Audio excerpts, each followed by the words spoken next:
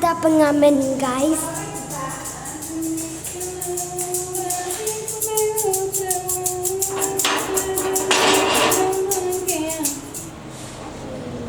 Sama-sama.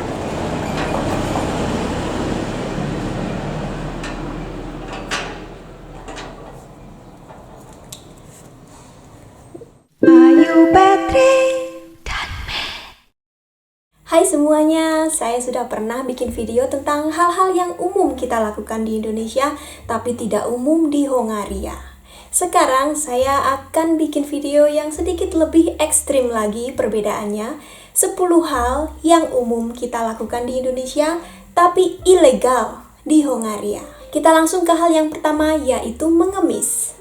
Kadang-kadang saya ajak teman-teman semua untuk melihat keadaan di jalan-jalan di Hongaria. Di perempatan, di keramaian seperti itu tidak pernah ada orang mengemis karena memang dilarang. Kadang-kadang ada di perempatan jalan orang yang menjajakan majalah. Mereka itu bukan pengemis tapi biasanya sukarelawan yang bekerja untuk NGO. Kita beli majalah dari mereka, uangnya nanti disumbangkan masuk ke para NGO ini untuk membantu mereka yang membutuhkan. Jadi beda ya.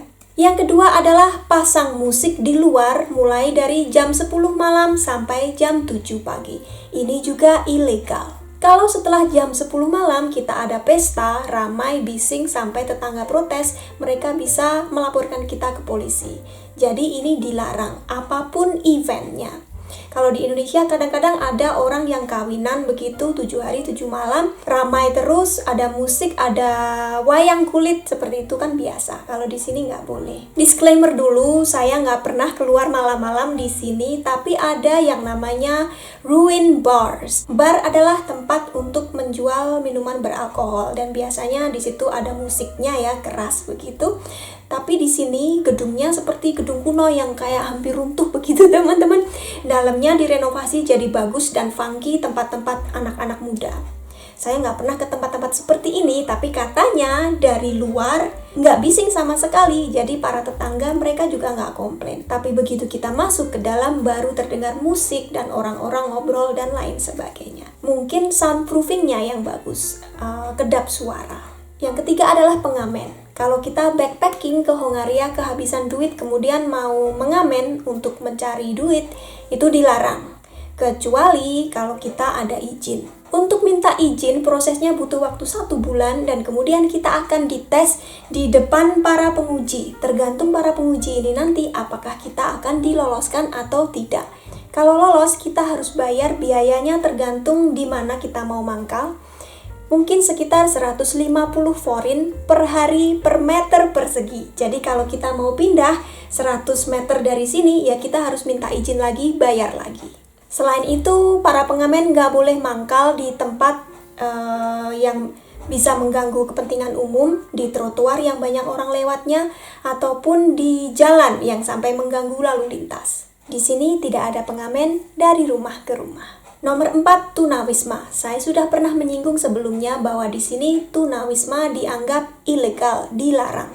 Kalau ketahuan bisa didenda ataupun dipenjara. Ya memang tetap ada saja karena kan kemiskinan tidak bisa diberantas 100%. Tapi biasanya mereka ini kucing-kucingan dengan petugas. Kadang membangun gubuk yang seadanya, nggak bisa melindungi dari cuaca dingin yang sangat ekstrim di sini ya, bisa sampai minus 20 derajat Celcius. Ya kalau ketahuan ditangkap di penjara mungkin setelah keluar begitu lagi. Entahlah, saya sendiri juga nggak kenal orang-orang seperti ini. Yang kelima, memancing. Ini tidak 100% dilarang tapi lebih seperti ke mengamen tadi, diatur.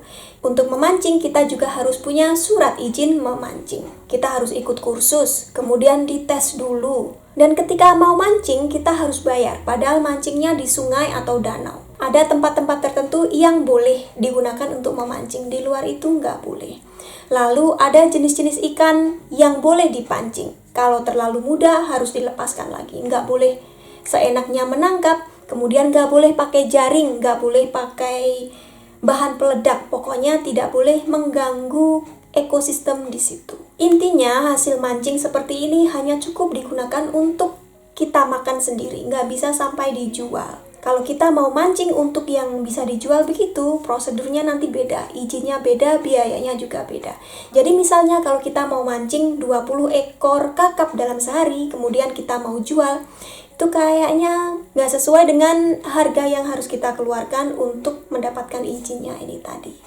Jadi mungkin untuk memancing secara komersil ini mereka butuh perusahaan yang lebih besar ya, bukan hanya orang seperti saya. Yang keenam, berburu. Seperti memancing juga, kalau kita mau berburu, harus punya izin. Nggak boleh kita langsung masuk hutan, kemudian dar-der-dor menembak burung atau menembak kijang, kemudian kita makan, sebagian dijual di pasar, nggak boleh. Orang-orang yang punya izin harus tahu tempat-tempat mana yang boleh digunakan untuk berburu. Kemudian dagingnya juga hanya untuk konsumsi pribadi, nggak boleh dijual di pasar. Makanya teman-teman kalau melihat suasana di sekitar rumah, banyak burung-burung liar, nggak ada yang makan karena nggak boleh. Nomor 7, berjualan keliling atau di pinggir jalan. Pedagang asongan, pedagang kaki lima, pedagang tanpa izin itu nggak boleh di Hongaria. Kalau mau berjualan apapun harus ada izin, kecuali kalau kita mau menjual barang-barang bekas, itu masih bisa second hand. Tapi kalau untuk secara komersil, kita mau jual makanan, terutama makanan ya, izinnya sangat susah. Saya sudah sering cerita tentang hal ini, tapi banyak subscriber yang baru gabung, jadi sekalian saya jelaskan lagi. Ada yang tanya ke saya, Mbak Ayu, di sekitar rumah banyak kan pohon buah-buahan liar, buah apel, buah stroberi, lumayan untuk penghasilan tambahan. Nggak segampang itu. Apalagi jualan makanan itu yang paling ribet. Kita harus mendirikan badan usaha. Setelah itu, kita harus benar-benar punya pembukuan yang teratur. Kalau mau jualan makanan, nanti akan ada petugas pemerintah yang ngecek dapur kita. Apakah higienis? Apakah memenuhi standar kesehatan mereka? Pokoknya dipastikan apa makanan kita layak untuk dikonsumsi orang banyak. Mungkin terdengar ribet ya teman-teman, tapi kayaknya di berbagai negara maju prosesnya sama seperti ini. Ada standar kebersihan yang harus mereka jaga. Jangan sampai misalnya kita jualan daging ayam, kemudian ayamnya disuntik air atau borak biar kelihatan besar, misalnya seperti itu. Ini nggak boleh, benar-benar diatur. Ya aturannya sudah jelas seperti itu. Masalah praktek di lapangan, namanya manusia, kadang-kadang kan ada kilapnya. Itu masalah lain lagi. Nomor 8, menerbangkan drone tanpa izin. Kalau di Indonesia pastinya banyak YouTuber atau orang-orang yang pada main drone. Drone ini sangat perlu untuk membuat video yang bagus dari atas gitu. Saya juga pengen. Tapi ternyata di Hongaria tidak segampang itu. Sekali lagi, untuk menerbangkan drone kita harus punya izin dan bahkan punya asuransi untuk drone-nya itu sendiri dari pemerintah. Ketika minta izin itu tadi, kita harus mencantumkan semua data-data kita ditambah tempat lokasi kita akan menggunakan drone itu. Kalau besoknya lagi kita mau syuting di tempat lain, ya kita harus minta izin lagi. Pernah ada kasus orang asing, saya lupa orang mana, orang Asia juga, menerbangkan drone di sini, kemudian drone-nya jatuh kena orang di bawahnya sampai terluka. Nah seperti ini, sudah menerbangkan drone itu dilarang, padahal dia nggak tahu. Dan dia sampai melukai orang. Kalau nggak ketahuan ya nggak masalah, kalau sampai ketahuan ya mungkin didenda. Saya nggak tahu berapa dendanya. Nomor 9, membuat foto atau merekam video di tempat umum. Ini salah satu tantangan terbesar bagi para YouTuber yang ada di sini. Sebenarnya membuat videonya sendiri atau membuat foto di tempat umum itu masih boleh. Tapi kadang-kadang ada orang yang nggak mau wajah mereka kelihatan di video kita atau di foto kita.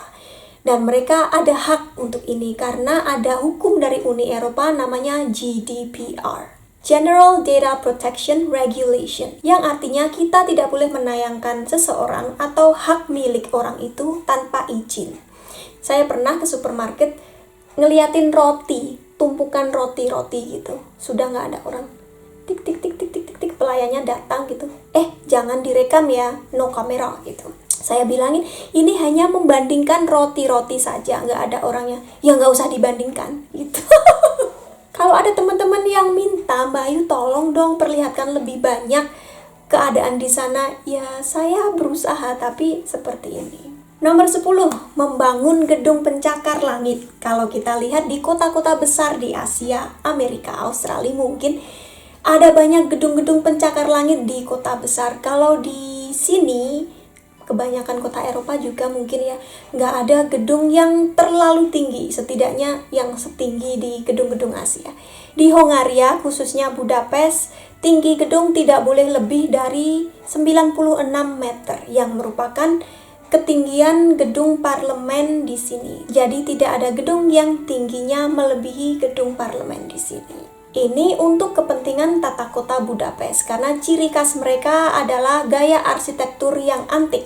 Kalau nantinya ada banyak gedung pencakar langit yang lebih tinggi, kan keindahan gedung-gedung asli ini tadi akan tenggelam. Jadinya nggak boleh. Nah, begitulah 10 hal yang biasa kita lakukan di Indonesia, tapi di Hongaria termasuk ilegal atau dilarang. Bagaimana kalau sebaliknya? Adakah hal-hal yang di Indonesia dilarang, tapi di sini biasa dilakukan? Pasti ada. Anyway, terima kasih untuk teman-teman yang sudah menonton. Semoga bermanfaat. Sampai ketemu di video berikutnya. Bye-bye.